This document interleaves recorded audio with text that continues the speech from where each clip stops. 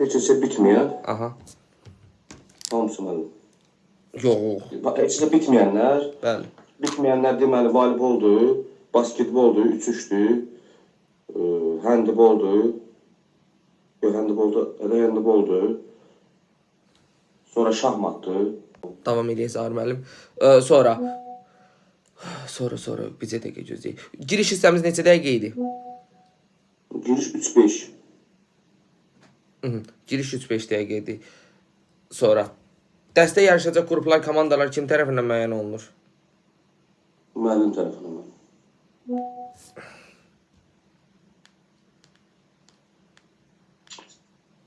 Hə.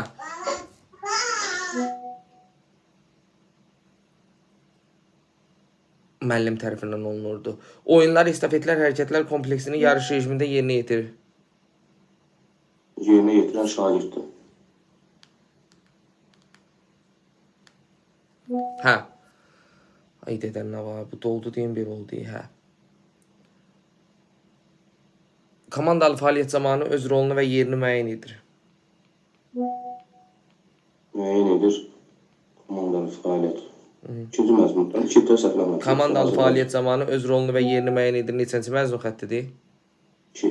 Yox, niyə komandalı fəaliyyət var? Hə, 3. Komandalı fəaliyyət zamanı xeyr, 4.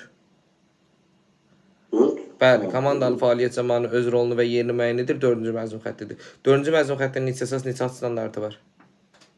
1-4 məzmun. Aha, 1-4-dür. 3-cü məzmun xəttinin?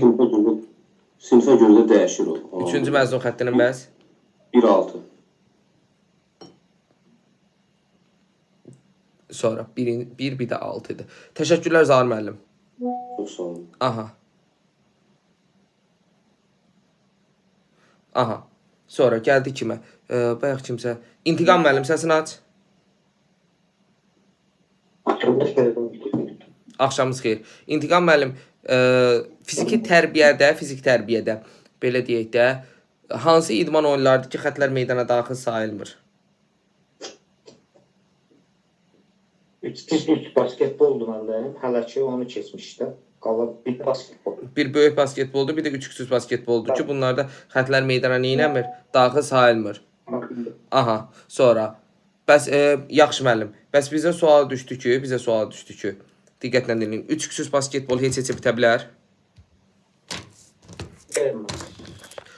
3 küçük basketbol heç bitmirdi. 3 küçük basketbolda bir komanda neçə xala çatdıqda oyunun qalibi olurdu? Əsas bir xala. Çatdıqda.